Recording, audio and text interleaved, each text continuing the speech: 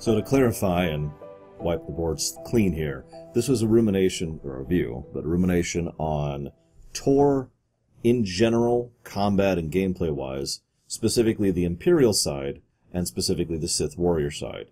We did all the planetary primaries, and all the instances, and Sith Warrior itself, but once the Sith Warrior storyline terminated at the end of Corellia, that's when we chopped it off. So anything after that is just nope. Okay? Just want to make that clear because we had a lot of questions about that during the run, and I wanted to make sure that we were all on the same page. Now, I want to open here with the most obvious and overt thing I can say about the game. I enjoy it with cheats. Now, I'll explain what I mean by that in a little bit, but if you have the availability to play this game, and you're going to subscribe to it, you really do want to subscribe to it, then go for it. There's a decent enough amount of stuff to enjoy here, and the game has gotten substantially better over the years. I played this game in beta, I played this game at launch, I played this game 5 years ago, and today. This is the mid-2020 for anybody watching this on a VOD.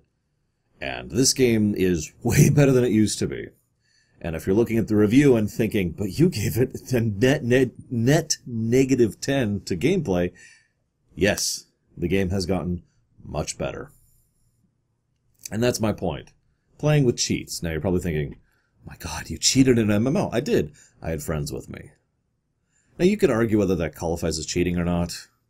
I think it fulfills the same general purpose because having the group with me, and I want to give shout-outs, by the way, here in the Rumination, to Shadow Machine, Darth Tyron, Von Falkenstein, Vigilant, and Cord, all of whom were helpful and were joining me and were awesome.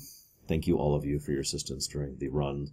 But all of them helped me, and as a consequence, I didn't have to deal with the sloggy boringness of the combat as much as I would if I was playing this solo or with one other person. So I was effectively playing with cheats, which leads me to my next thing. If you're going to play this game, play with a friend.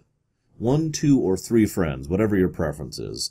Companions can fill in the gaps from 2 up to 4. But you want to play with a friend. It's much better. Plus, if you play a different class than them, you get to see 2 stories for the price of 1. For the most part, there's like 2 or 3% of the cutscenes won't share. This game is actually very co-op friendly, always has been, and it's very story-centric, which is another good thing about it. So, that's all nice, and is the kind of thing that helps elevate it in my mind, personally. You'll notice, if you're looking at the review, that it ended with quite a few positives to story. And that is admittedly for Tor as a whole, not just Sith Warrior, although some of the stories are much worse, and some of the planetary primaries kind of suck. But the fact is, there's still a lot to enjoy here. But I don't want to talk about the story yet. Let's really jump into the combat and the gameplay, because I want to clarify a few things. I know there's going to be some people who say, Lord, the combat isn't that bad. And you're absolutely right, it's not. But there's nothing about the combat that I would consider a positive. Nothing that actually elevated it to being good, in my mind. Nothing interesting, nothing engaging, nothing fresh, nothing fun. It is serviceable. And that's fine. Until you do it for 5 days solid. And then it gets a little bit, Now you're probably thinking, oh, well, what if you play it over time? Trust me, it's the same thing. Because after a while, it just gets old. It's not quite Dragon Age 2 syndrome, which is a little bit different of a thing, but it definitely reminds me of the same, general arc. In fact, if anything, the combat reminds me a lot of KOTOR 1 and KOTOR 2's combat. Now, the combat in those games were mostly serviceable. But there were a few things that helped elevate them, not the least of which the build variety, especially in KOTOR 2. There's a lot of different ways to play that. Now that is completely absent in Tor. You have what amounts to no customization when it comes to how your spec plays. You pick your spec at character creation, you're good to go. You can swap between being tank or DPS, or tank healer or DPS, depending on your class. But even then, you're still locked within a specific type of spec that you select when you make your character. Now, the reason I'm willing to give this a bit of a pass, although I still don't think this is good, it is serviceable, is the fact that this effectively fulfills the same slot that the builds did back in KOTOR 2. Do you want to play a ranged AoE gunner? Well, there you go. You've got Power Tech, I think. Actually, no, it's not Power Tech. It's one of the. I don't remember all the names. Please forgive me. But you have the Bounty Hunter, and the Trooper can play that. Do you want to play something a little bit more sneaky with some big, really nuky hits? Well, that's the Agent and the Smuggler. Do you want to play someone who could stay back, heal, buff, and do some dot damage? Well, then you've got the Sage, or excuse me, the Consular or the Inquisitor. Do you want to be a full tilt, dual saber wielding tank and just buzzsaw your way through things? Well, that's what the Inquisitor and Consular are for.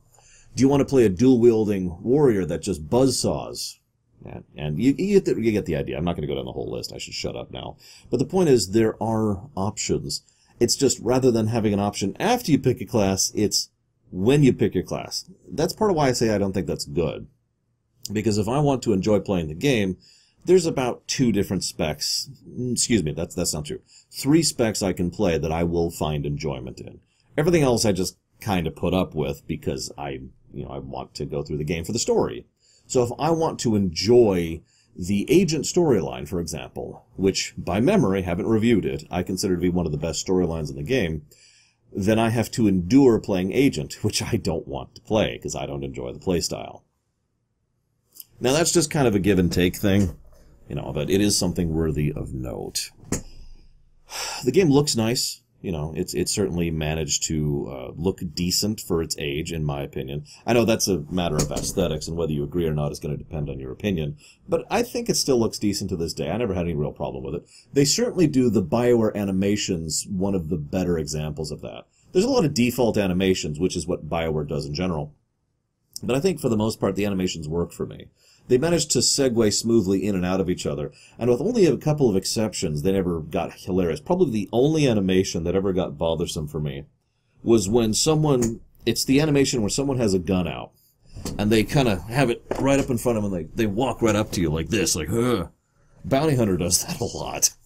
And a lot of enemy, blaster-wielding enemies do that a lot. And it's silly every time I see it. It's like, okay, yeah, And of course, there's the igniting the lightsaber animation that they do. But for the most part, it worked.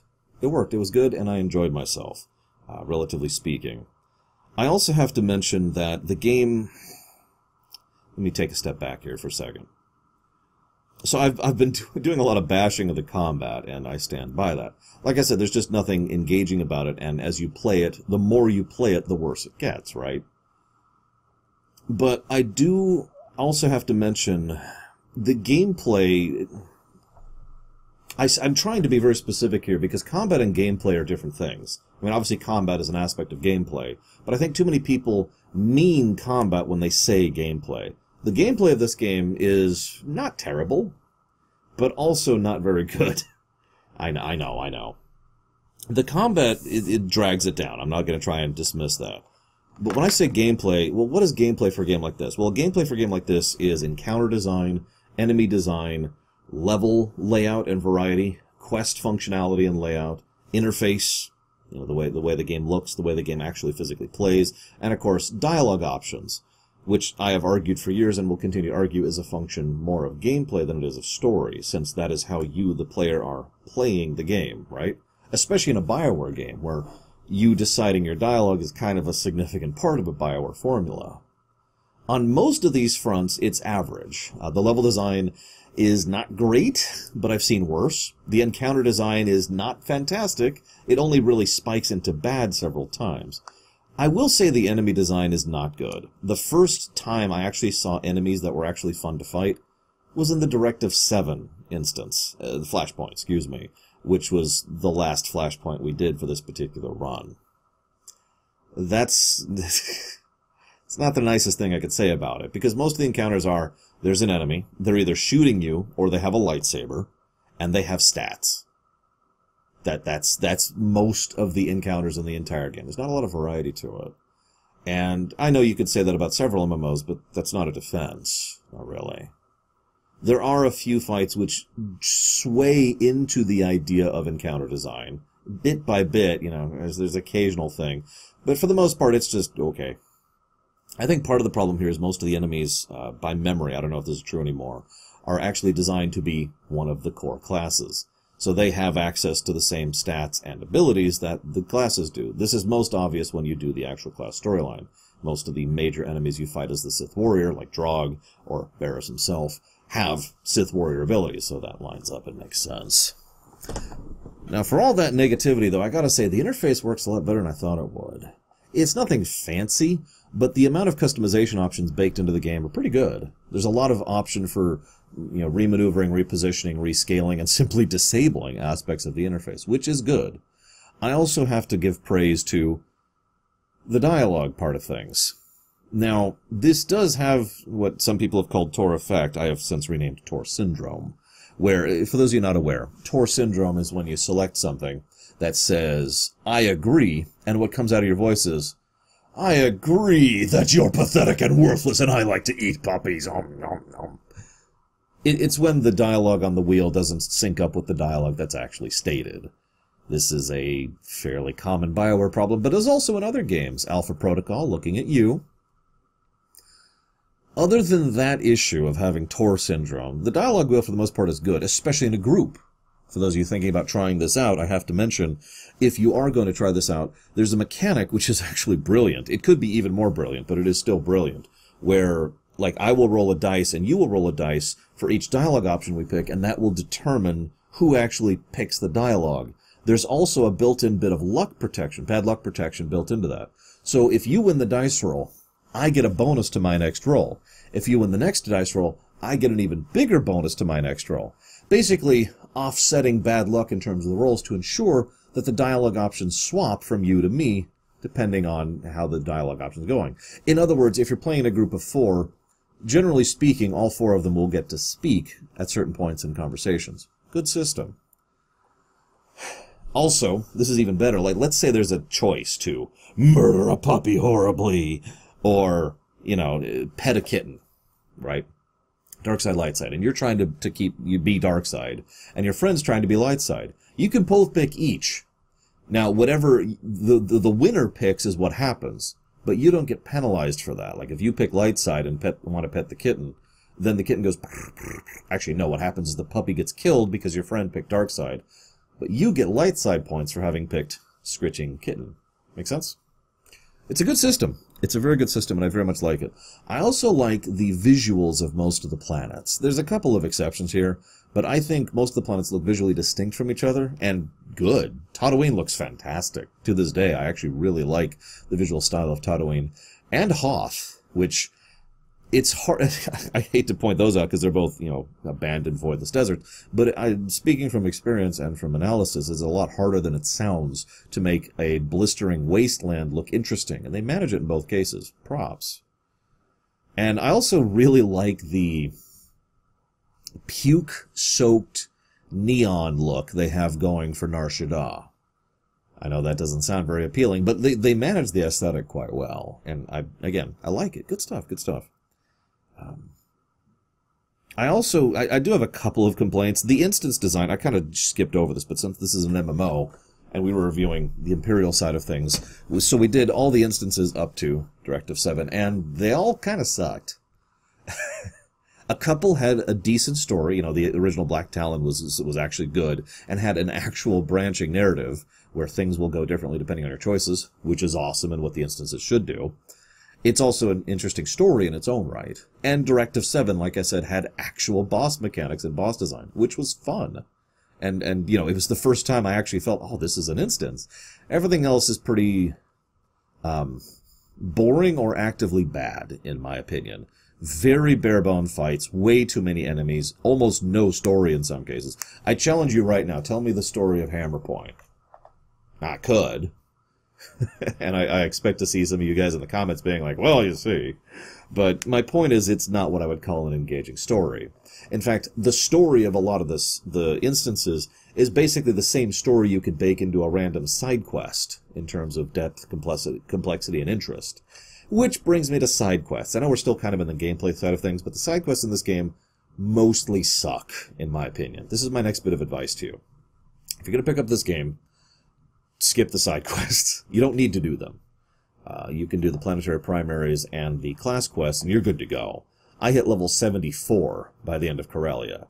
Corellia is a level 40 to 50, like 44 to 50 zone. Yeah, no, you'll be fine on experience. I'll talk about that in just a second. But you can skip the side quest safely, and I don't think you'll be missing much. There are exceptions, but the problem is, unless you know what the good ones are, I don't really have a good way to tell you what they are. So that's up to you. It's up to you. I would rather skip the 98% Drek. Just my opinion.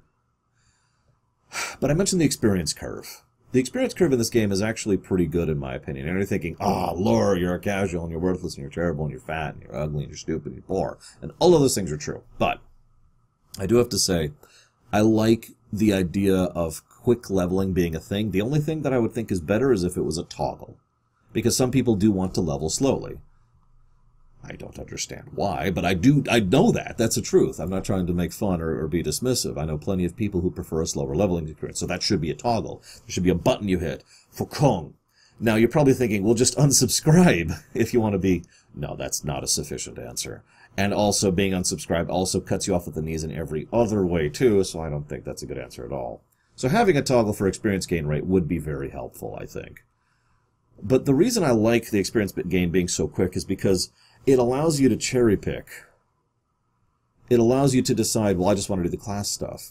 Or maybe I'm just really interested in the planetary stuff. I'm not that invested in this class. Or maybe I really want a side quest and just skip all that. Maybe I just want to go do instances, flashpoints. Or maybe I want to PvP my way up. That's relatively quick. Maybe I don't care about what I do at all. I'm just trying to hit max level as quickly as possible. Having a quick leveling curve enables all of these things. And that's what I like about it. Again, the only thing I would do better is make it a toggle. The next thing I want to talk about is the light side, dark side mechanic, which has been severely simplified. You just kind of pick light side or dark side, and it's whatever. I'm mentioning this in gameplay because, again, it's part of the dialogue option thing. The quality of this varies depending on the writer of the specific area, I've noticed. Because sometimes light side is good, and dark side is evil. And sometimes light side is passive, and dark side is aggressive. And sometimes light side is preserve life no matter the cost, and dark side is destroy no matter the cost. It depends on the writer. And we all have our own interpretations of the Force, after all. Lord knows I've talked about that to death over the course of my various streams and ruminations. So it's kind of inconsistent. I have to be honest, I just kind of ignore the light side, dark side things, and I just pick whatever I think I would pick in any given moment. And that is also what I recommend you do if you ever do play this. That being said, we ended up severely light side in my Sith Warrior playthrough, something like 17,000 light side and like 2,000 dark side, so think of that what you will. So we were playing Sith Warrior. I suppose I should actually talk about the planetary primary and the arcs there, but honestly, most of them on this Sith side are not actually that good. Balmora's alright, and Terrace had a couple of amusing points. Korriban was good, Droman Kos was good, but both of those don't actually have planetary primaries in the strictest sense of the word. They're just the tutorial and intro quests, right? So, I was actually a lot less impressed than I thought I would be. For the most part, it's just advance the Empire's end here, whatever that happens to be, without a lot of interesting character or whatever. Terrace did have Thanavesh, who was amusing. It was even, I'm not even that engaged in her as a character, but I do have to admit, ignoring the fact that she has a good voice actress, there's also the fact that all the other Imperials couldn't stand her, and that's something that actually brought a smile to my face. There's a few other, like the Hoth thing of trying to keep the Republic here and waste their resources was at least kind of okay. That's a decent idea. And the conflict between the Chiss and the Imperial, okay, that was kind of cool. But for the most part, forgettable. Not a lot of good to say about it. So let's go ahead and jump forward to talking about... And that's it. That's all I have to say about the planetary primaries. That's sad.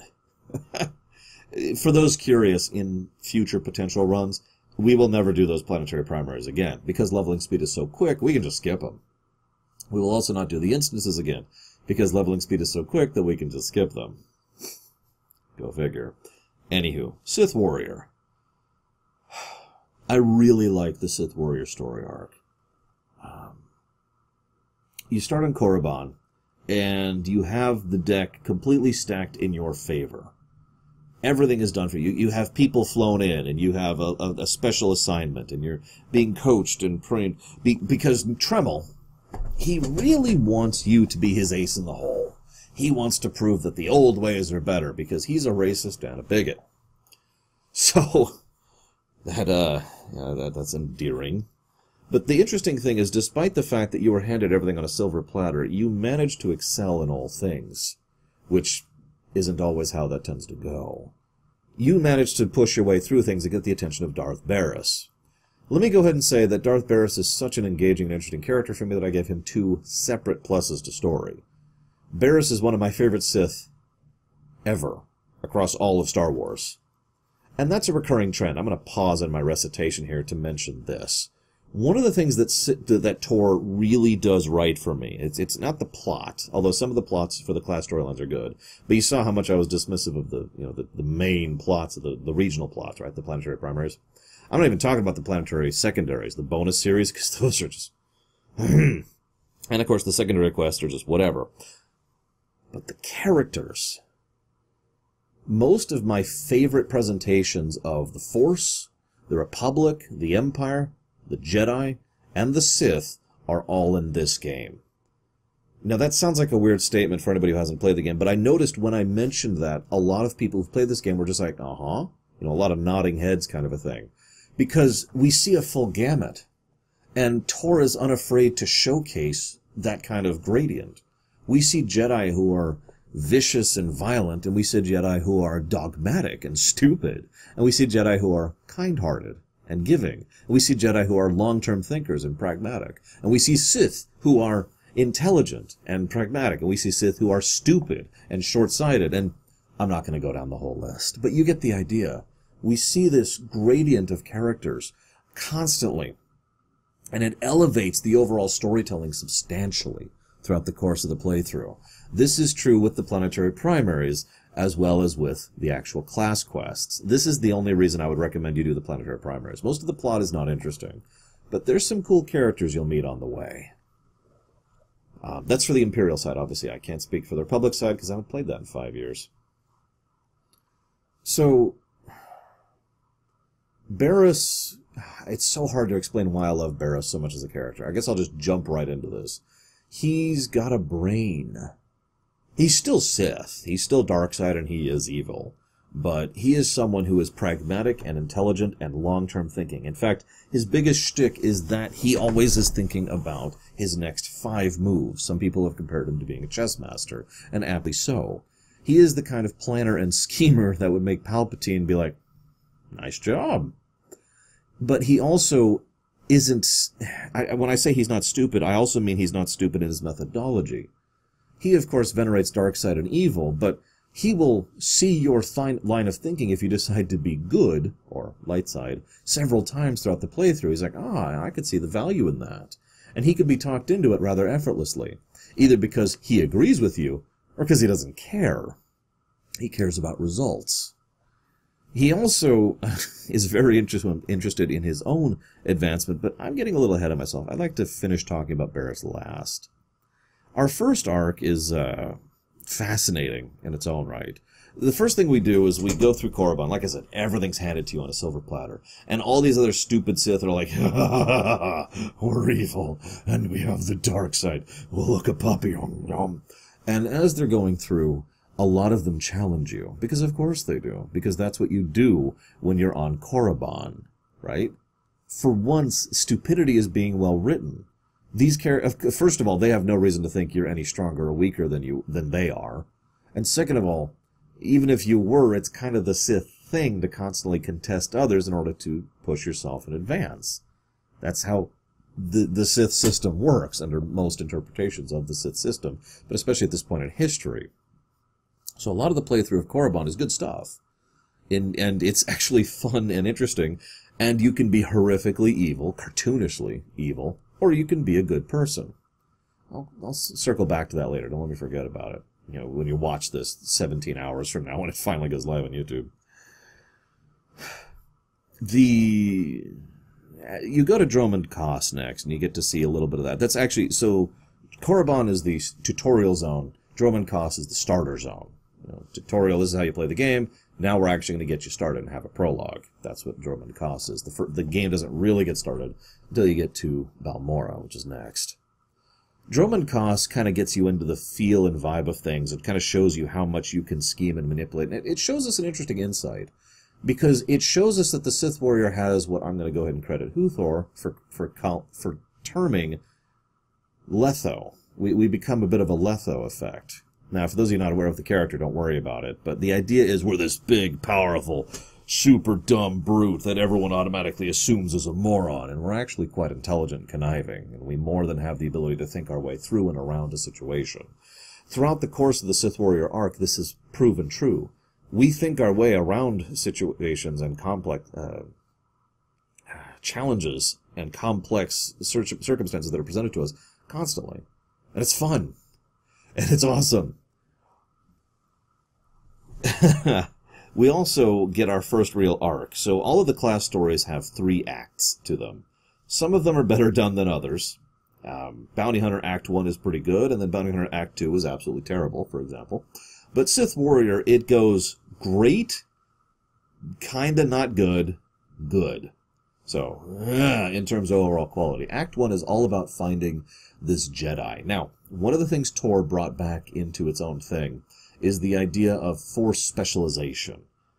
You know, having a special ability that is unique amongst the Force, or being particularly good at one aspect of the Force. This is an idea I love, and would love to see more of in Star Wars. So what we see is Jaisa, that's her name, Jaisa, I don't remember her last name. It doesn't matter. Jaisa, whatever her last name is, her, William? Her entire arc is about, her specialty is she can see the truth of what someone is. No matter how good of a liar they are, no matter how deep down they hide it, she can immediately determine the truth of your perspective, your opinion, or your mentality, and immediately suss out what you are. This is, of course, wonderfully subtle in its own beautiful way, because Jaisa is from Alderaan. Now, I'm going to jump ahead in the story a little bit. For those of you not aware, Alderaan is Blue Blood planet. It's the simplest way I could put that, I think. Because everyone there's a noble.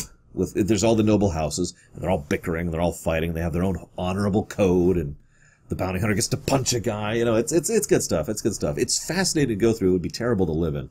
But the point is, everyone there has a mask on. Everyone there is lying or deceiving or manipulating or otherwise trying to maneuver through the system in order to take out all the others around it. Jaisa, born there, with Force sensitivity, can immediately suss through all of that. And that makes sense, doesn't it? This, of course, then becomes doubly ironic because you could either turn her full dark side, in which case, whoop boy, yikes, or you can go light side and she can join you and put on a mask herself and become that which she despises in others for the greater good. Both of these are interesting arcs in their own way, and she's one of the most unique companions in the fact that you can change her substantially depending on your choices, but I am getting ahead of myself. The point is, you work for Barris. Barris is a spy master. He's a manipulator and a schemer. Someone who can perfectly and accurately suss out spies, that's a danger. So the entire first act is dealing with this, finding her and dealing with her. So first you take out some of his planted spies. You get some nice variety of responses there. Then you start sussing out, okay, who is she? Where's she from? Where did she train? Who are her parents? There's some fun parts. Like, one of my favorite little tidbits is you can go to Alderaan and meet her parents. Now check this out for a second. I love this. Her parents were low-level's the wrong word. They were servants for the nobility class, right? The whole blue blood thing.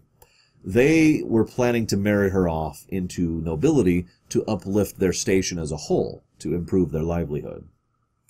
Then the Jedi came along, took her away, and left them with nothing except for their servant status. Oh, and also you don't get to talk to your daughter anymore. Goodbye. Now, if you're paying attention, this is just bad on top of bad. Marrying your daughter off in order to uplift your station is not exactly great. But also, taking someone's daughter away and then giving them nothing in return is also not what I would call great. The only reason a Jedi is even there to defend them is because there is a threat to Jaisa and the effort and the Nomen Karr effort to suss out the spies. Otherwise, they would have just been abandoned, and who cares? She's a Jedi now, bye. I love Tor's depiction of the Jedi Order. I really do. Because there are good people in it. And then there's the rest. So, we can go to them. And obviously we're a bit of a unique person if we play a light side Sith Warrior.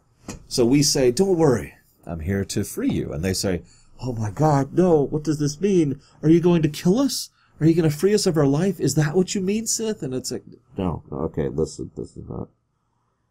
I will pay you. I will put you into a comfortable living on Drummond Costs. And it takes several options for them to finally get it through their head that you're trying to offer them a life of luxury. Now, the funny thing is, this can go one of several different ways. You can be lying to them and manipulate them, and then you have to kill the Jedi who's there to protect them. Or you could be aha, I'm going to send you off and everything's going to be fine, and then you send them off to be horribly tortured. You can do that. But my favorite thing to do is you successfully convince them to effectively join the Empire and live a life above menial labor. And being, I shouldn't say it's, I worked as a janitor for half my life, so whatever, but my point being, uplift their station, give them a life, that they can enjoy, take care of them, and then actually convince Barriss to do that, because Barriss can then use that to try and convince Jaisa that we're the winning team. He initially is like, I can't wait to torture them, and then they're like, well, no, Barriss, we're going to take care of them, and then he's like, oh yeah, that's a good idea. Barriss is a bit of a master of doing this kind of a thing. He's smart, but one of his greatest strengths is recognizing the intelligent design of others, and then taking credit for it. And acting like, oh yeah, I totally thought of that, and that's a good idea. I definitely agree. He's also cheating, but as I mentioned, we'll get to that later.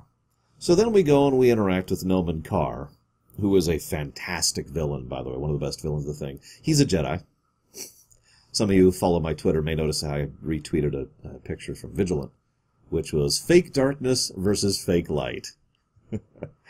Because, he's, that man, he was never a good person. The very first time we ever interact with him ever, what we find out is that he treats the troops that are there at our mercy, under his command, as disposable tools that don't matter. It's the first thing we see about him. As we go through the rest of the arc, we find out that he is a very unpleasant, cold, calculating, miserable, prideful, horrible human being. And just, oh my God, and all the just sickening unpleasantness kind of rises to the surface as we just beat him down at the end of the Act 1 conclusion. And then Jaisa shows up, and we're like, hey, check it out. It's your master over there. How's he look? Now, this scene can go two different ways. You can convert her to the dark, which is admittedly rather amusing to watch, or you can convert her to the light in the Empire, which is, I can't even put into words how satisfying it is, and how wonderful it is to just be like, no, it's cool. But I don't know what to trust anymore. It's okay. You can use your power on me. I'm right here. I won't resist or anything. Do you see the kindness here? Do you see the niceness here? Do you see how much I'm trying to help things? Do you understand the logic of what I'm trying to do? And this actually really got started at Tatooine. Back at Tatooine was when I realized I was going to really like Sith Warrior. Because there's an arc where you go to this pool, and you face whatever you are not. If you are dark side, you face a light side version of yourself. If you are light side, you face a dark side version of yourself. I've theorized before about the idea of force lines, ley line equivalents, places where a large amount of force either gathers or flows through, right? This is kind of an old idea because this goes back to the Empire Strikes Back with the frickin' cave on Dagobah, but you get the idea. So, to me, what I see when I see that pool is one of those. It's a force line. And thus, there's no literal manifestation of ourself. Well, I'm saying this wrong. It's not like it's external. That's what I'm trying to say. What happens is we go there, and the Force resonates so powerfully with someone so powerful in the Force. And the Sith Warrior is ludicrously powerful in the Force, to an extent that puts them in the top tier of Force users in all of Star Wars, in my opinion. Not at the very top, but like within that upper bracket, right? So of course the Force would resonate with us. And what happens is what we see, now this is my interpretation, our doubts. What we see is what we are unsure about. And that conversation can go several ways. If you are full light, you see dark, and you can convince yourself to go dark. Or you could stand by your convictions and insist on remaining light, in which case you defeat your own doubts, or your doubts defeat you. And the same is true in reverse. If you're full dark side, you can be convinced to go light, or you can persist in dark. It's a wonderful scene. Very, very well written. Very well presented. I'm sorry for gushing, but I absolutely love Sith Warrior. I'd be curious to hear what you guys think about the Force pool and exactly what's happening there. But either way, this then leads us to the big conclusion, where we can convince her.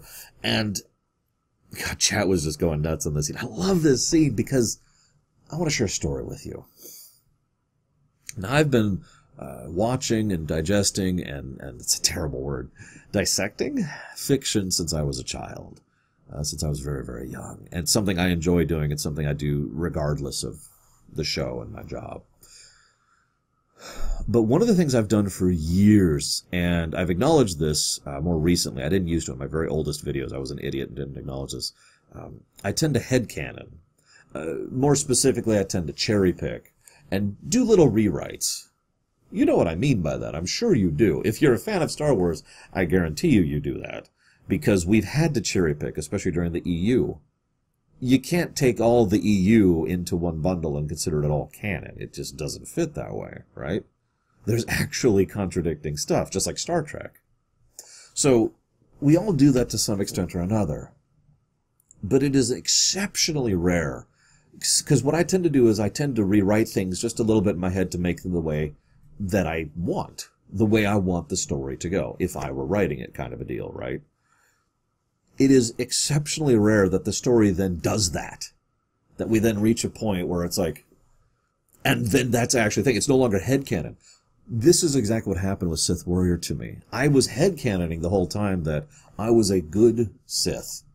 But I was born on the wrong side of the line. And I was caught into the Korriban thing and brought before Tremel. And it's like, okay, crap, now what do I do? But it's okay, because I've never thought of the dark side as evil. And Tor is probably one of the biggest works where the dark side is not evil and the light side is not good. So, it was relatively easy to headcanon the idea that I was using the dark side as a mask, and in order to do good from within the Empire, to try and take over and reform the Empire from within. Then the end of Act 1 hit, and my character flat out says that to Jason, and I'm just like, oh, yes, I knew it! You know, there's this weird moment. I don't know how to explain it elsewise. I'm curious if you've ever had something like that happen in fiction, where you were headcanoning or wanting something, and then it actually happens. It's like, yes! Really rare for me. What about you guys? Anyways. This then moves us forward a little bit. Now, I want to talk about Barriss again really quick here. I mentioned Barriss is intelligent. So there's two things he does in Act 1 and in Act 2 I want to talk about, both of which really help to highlight the mentality of Barriss. In Act 1, it's one of the first things he does. You approach him, and you talk to him, and he's like, okay, go kill Tremel. This is actually brilliant in its own way, because Barriss has just ensured no matter what, he wins. He sends you back, so if you refuse, then you're either going to be hunted down or killed or whatever. You're not an issue anymore, and Tremel's power is broken because his vaunted apprentice just bailed. If you go back to Tremel and fight Tremel and die, then Tremel has just been forced to kill his own apprentice, which is his own ticket into pushing his agenda, which also means Tremel's power base has just been broken. If you go back and kill Tremel, then you have proven your worth, and that you are superior to Tremel, and now Barriss has a loyal ally that he just spared, the politics and rigmarole of all that, in exchange for removing his enemy from the board. It really is like a win-win-win scenario for Barriss. It's brilliant in the way it's presented. But the second thing I want to mention is in Act 2. here there's this guy. His name is Vengeance. Now, all of the classes, to some extent or another, have a... Let me actually rewind for a second. 5 years prior to... No, it's longer than that, isn't it? I don't remember. I didn't write it down. Several years prior to Tor's beginning, there was a great war between the Sith Empire and the Galactic Republic. That war was heavily slanted towards the Imperial side, because they had the advantage of surprise. The Republic wasn't even aware of their existence, never mind the fact that there was going to be this massive conflict. The Republic started on the back foot. The Empire then led forward until they got to the point of the sacking of Coruscant, and forced the Republic to the peace treaty table. Now, a lot of the Imperials opposed this, but the Emperor himself pushed for this because of Revan, and so as a consequence, the war halted. Now, the significance of that is the only reason the Empire, with all its bickering and infighting and stupidity, managed the success it did was because they were fighting a foe that wasn't ready for them, and wasn't ready, period. After that, their advantages vanish. Thus, over the years since then, the Republic has managed to bolster itself to the point where it can actually hold its own. And the Empire, well, they've just continued to self-destruct a little bit, because that's kind of the way the Sith Empire works. Thus, and this is actually kind of smart on behalf of the writers, what started off like this goes to this, and evens out. Now, there's a peace treaty, the Treaty of Coruscant, and that peace treaty means they're in a state of Cold War, proxy battles, and dodging around the legality of actually fighting each other. At the end of Act 2, that peace treaty is broken, and both sides go back to war, which then serves as the backdrop to Act 3.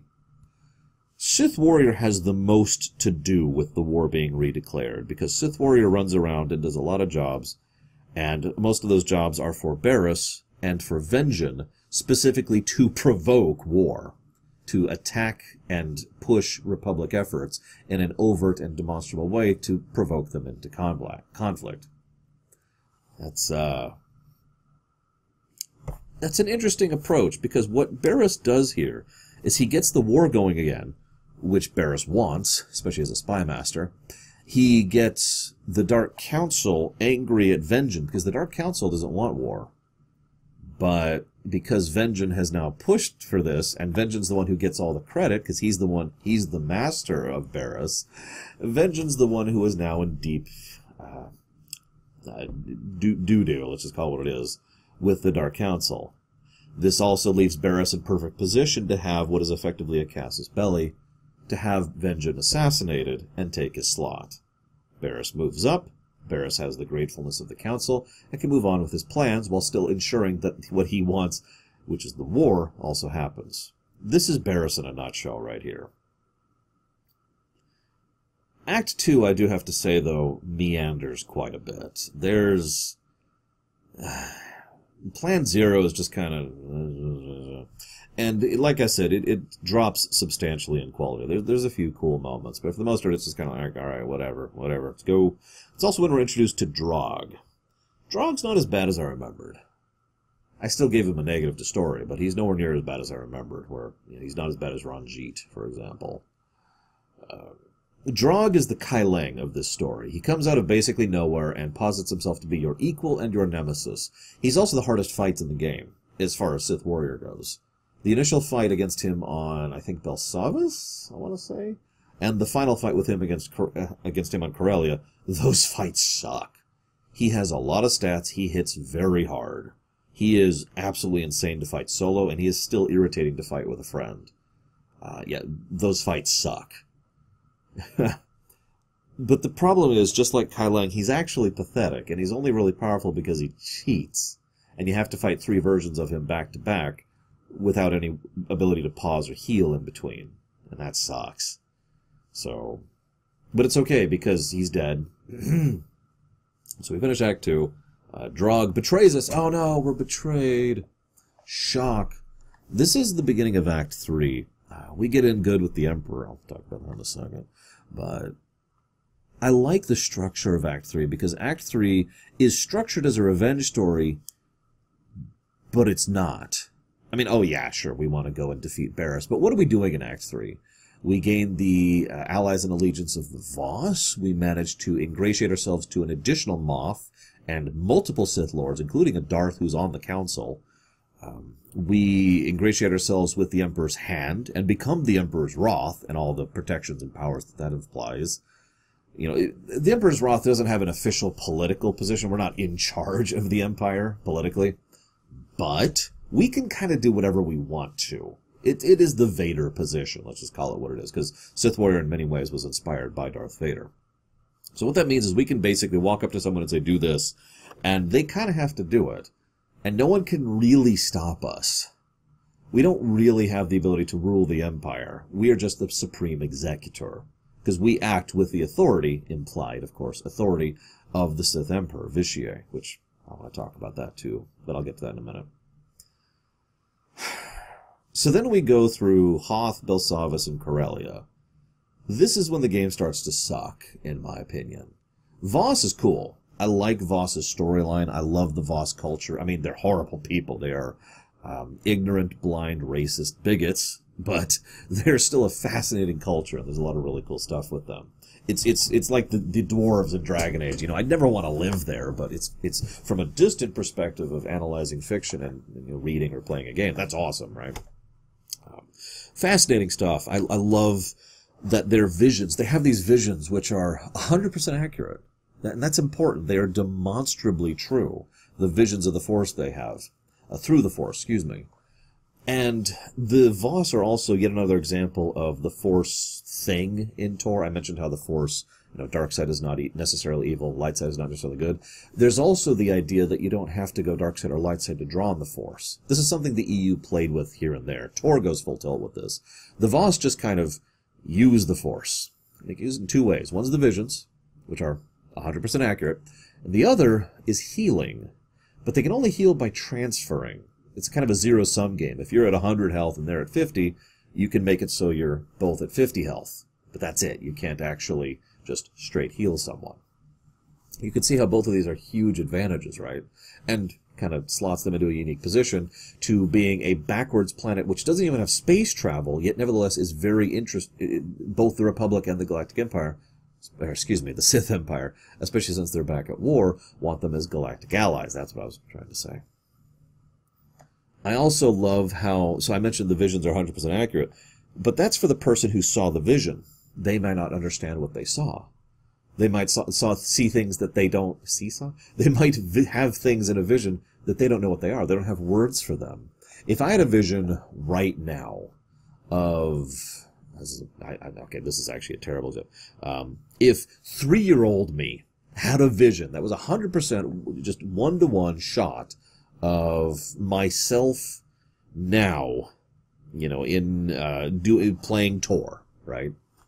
My 3-year-old self wouldn't really be able to understand what was going on. I would see the total truth, but I don't really have the words or the understanding for the comprehension, right?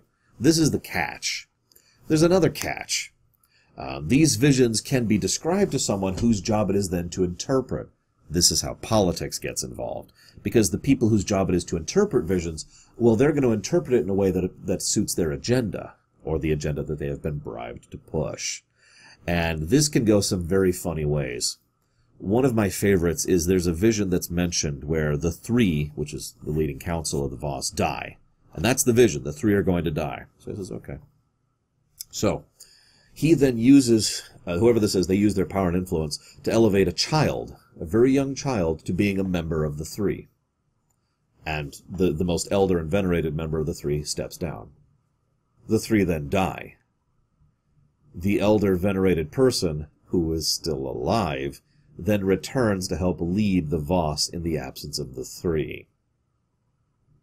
Fun stuff like that. I'm sorry, I'm talking a lot about them, but I find the Voss absolutely fascinating. The relevance to the Sith Warrior is the Emperor, Vitiae, also known as Moron, actually found several things fascinating about these people, just like I did. A lot of tools, a lot of usage. Okay, let's go down there. Catch is, for various circumstances I don't feel like going into, he ends up getting trapped there, because the Emperor hasn't been in his original body in a very long time at this point. I'm pretty sure it's actually the centuries range right now, but don't quote me on that. At this point, he's 1,500 years old, by the way. mentioning that. So, Vitier, his original body, so he body hops, right? Anytime you see the Emperor, he's actually in someone else's body. So he body hops into a Voss, and the Voss ends up getting trapped there, and he can't leave that body. Hence, the Emperor's now trapped. Good job, Varus. We're sent to free him. Not as good of a job on our part. So we end up freeing the Sith Emperor, and this leads directly into the Jedi Knight Arc, actually, where as the Jedi Knight, we go after one of the body duplicates of the Emperor. And as we're progressing through this, bit by bit, things just keep getting worse and worse and worse for Varus. Because we just keep winning. Because of course we do. Hear me out for a second.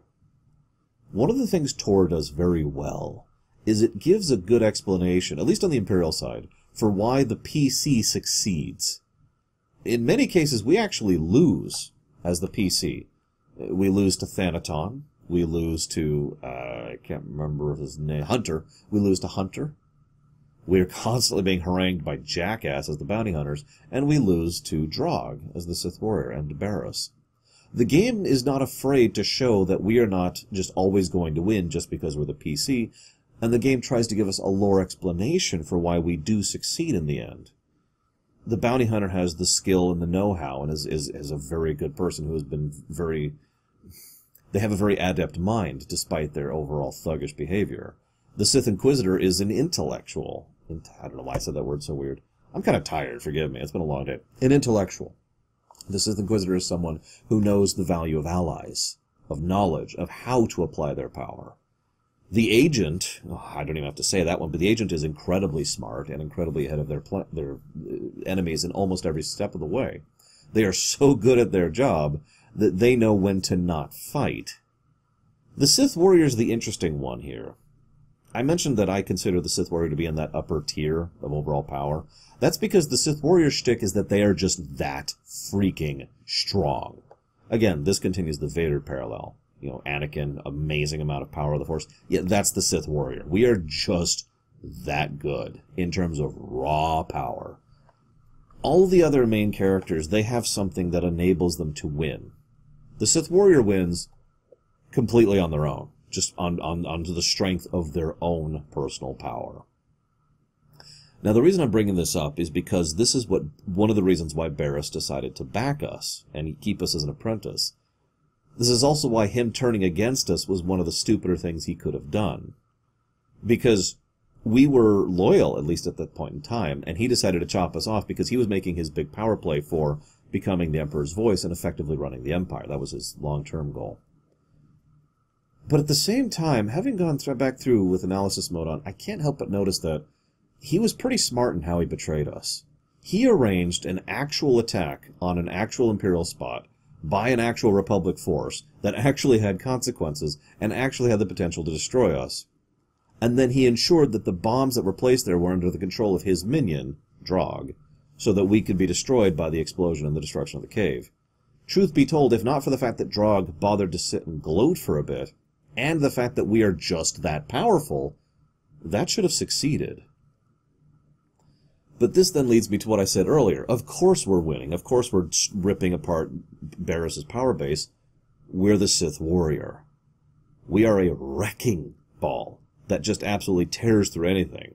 First we kill his sister over on Belsavis, and then we start absolutely tearing through his support base on Corellia. We also have the Quinn incident. Quick aside, you notice I haven't said anything about some of the companions. This is when I'm going to talk about that. Vet is awesome. I actually liked Vet better than Mission. Make of that what you will. Although Vet didn't like me that much because I made her kill the Hutt, because there was no option for me to kill the Hutt. Which brings me to my point. While the companions are decent in the Sith Warrior thing, I liked Quinn relatively better than I thought I would. I liked Pierce, I liked Jaisa up until her story stops, and I like Vet. The companions, in my opinion, are incredibly badly handled in Tor. Now, I know this is an MMO, and I know they have to keep to a formula, but just because this is an MMO does not mean they have to keep to a formula.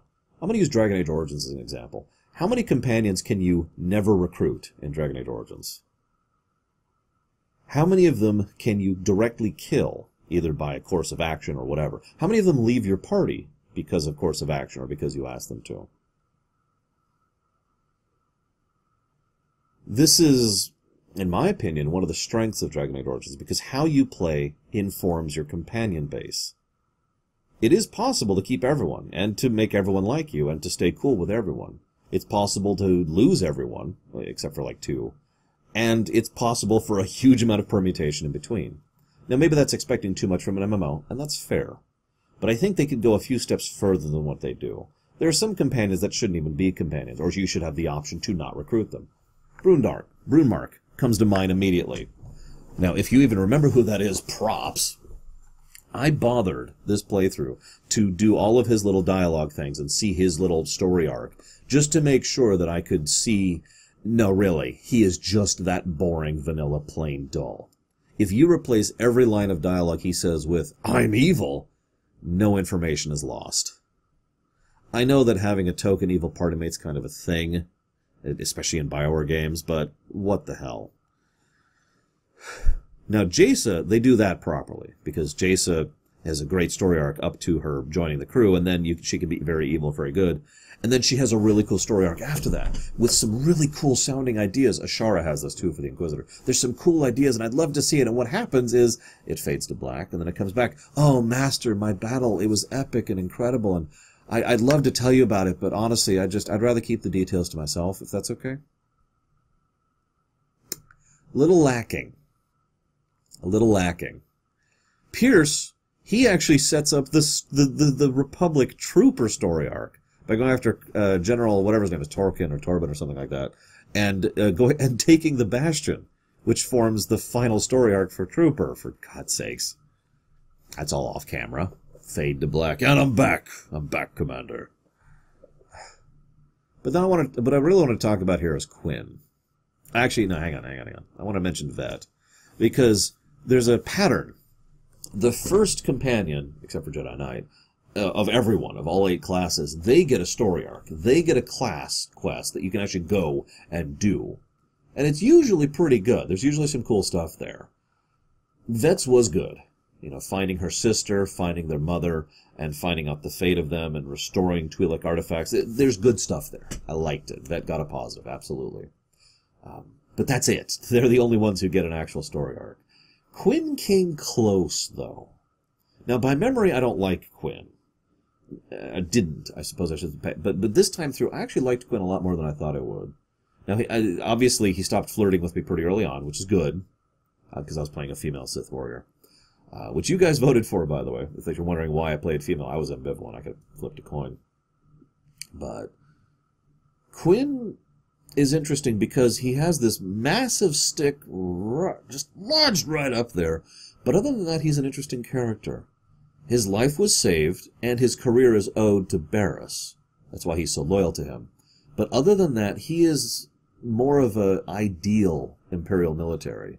He is interested in results, efficiency, and doing things properly. He doesn't have an excess of cruelty or malice. He is not in it for personal promotion. He is not selfish or corrupt. He is a model officer. And his story arc is him going up against a Moff who has literally gone insane. He has dementia. But that Moff is still in power and still giving orders. And that is exactly as horrible as it sounds. Thus, Quinn is put up against his direct opposite, someone who is incredibly incompetent and very selfish and only interested in his own personal aggrandizement. Now, Quinn's arc is cool in its own right. Quinn does betray us. Way back in the day, we actually had the option to kill Quinn for that betrayal. This is the other reason I remember not liking him, because I'm not fond of betrayal. That option has been removed from the game because people complained. Now, allow me to go ahead and professionally say that actually makes no damn sense to me. See, back in the day, companions were set in what they can do, and Quinn, he was your healer, so he was the one a lot of people used. The catch here is, of course, if you kill him, then you lose your healer companion. But, it's your choice that you kill him. If you care that much about having a healer, then let him live, dude. Like, it's not the game did not force you to kill him any more than it forced you to let him live. Now the game forces you to let him live. That decision has been removed. Oh, by the way, companions don't work that way anymore. Any companion Any companion can be a tank, healer, or DPS. It's a frickin' toggle. Done. You could switch in the middle of a dungeon. So, that complaint is no longer valid at all. And killing Quinn should probably be on the table. It's not, of course. But this leads to why I think Quinn is interesting and why he was pushed up a little bit for me. Because Quinn is also a nice foil to Barriss. Barriss presents himself like he is the Sith equivalent of Quinn, but he's not. Barriss is emotional and has very little self-control and doesn't... He is interested only in himself. I've said this many times. Some people seek power because they want to use power. They want to rule. They want to lead. Some people seek power because they want the benefits of power. They want fancy things and nice people of whatever gender they're interested in and nice, expensive stuff or whatever. That's Barriss. He's in it for himself. He wants to be on top of the heap, and he wants to languish, and languish is the wrong word, the opposite of languish, in luxury. He wants to just lap up the luxury. This is very well made clear by the end of the Act 3 arc, as his own mask starts to lower. Even made more obvious when, during the fight with him, his mask finally comes off for the first and only time in the entire story arc. Because Barriss is a man of masks, and masks and disguising your true nature is the overall theme of the Sith Warrior class arc. Barriss, as he is revealed, is a very smart, pragmatic Sith, but he is still very much a Sith. He's the kind of person who probably should not be in power. He is the kind of person who sees absolutely nothing wrong with killing us, because we might be a problem later on and he doesn't want to be connected to us. He sees absolutely no problem in throwing Quinn to the wolves, because he thinks Quinn, who is a valuable and loyal officer, is no more useful than whatever his immediate use can be. The selfishness that Barriss displays is astonishing, really. And, in the end, on Corellia, we find out he's been cheating. Because he actually has this woman, the Entity is what she's called, that he has been tapping to use her special ability, which, you remember I mentioned 4 specializations? Her special force thing is visions, kind of like the Voss. She can see things, those things come true, and Barriss has been using that to cheat for years. Quick aside, the Entity is not Kreia. I'm just going to say that. Now you're probably thinking, well, hang on a second, I heard it was Kreia. Let me clarify, because I decided to look into this. The Entity, aside from having an entry about, smashing the Jedi hundreds of years ago, also, someone reached out to Drew Karpyshyn and said, hey, is this Kreia? And Drew said, well, I didn't write this, but I think she's supposed to be Kreia. That's it. That's the only indicator that she's actually Kreia. And she's never come up since, and I don't buy it. What I think is far more likely, my interpretation, and as always, I'm curious of yours, my interpretation is that she is someone who Vitier found, and he was like, ooh, force visions, I could use those. And he enslaved her and used her and tossed her away and turned her into a living artifact that other Sith could use in order to vision. And Barriss found her, Barriss used her, the end. That's what I think. What do you think? So Barriss has been cheating for years. And as we break him down, as we defeat Drog, as we silence the Entity, Barriss kind of starts to do this as he just spirals down the drain. And you can hear great voice acting, by the way. You can hear, because he becomes more and more desperate. He goes to the Dark Council. This is actually just before the Sith Inquisitor, because you can tell, because Thanaton's still on the Council. He goes to the Dark Council and he insists that they deal with this, that the Emperor's voice demands that they kill me. And I'm like, okay. It's Mar, who's awesome, by the way, who steps up and says, no, I think you two should fight. We'll figure it out from that one. And Barriss just starts falling apart, and you can just wonderfully mock him and berate him. And I don't even mean like in an insulting, like, you're dumb kind of way. No, you have some wonderful choice insults for him, as his power is completely crumbling around him, and all that he's done is falling to naught because he decided to betray us. Did I mention he got a vision that we would be his downfall? That's why he betrayed us.